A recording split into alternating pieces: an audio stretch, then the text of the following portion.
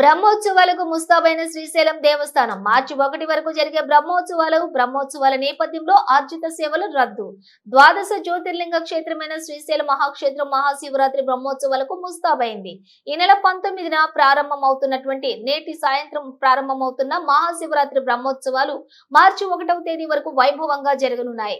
ఈ నేపథ్యంలోనే శ్రీ బ్రహ్మరంభ మల్లికార్జున స్వామి వారి ఉభయ దేవాలయాలను మండపాలను రంగురంగుల విద్యుత్ దీపాలతో అలంకరించారు.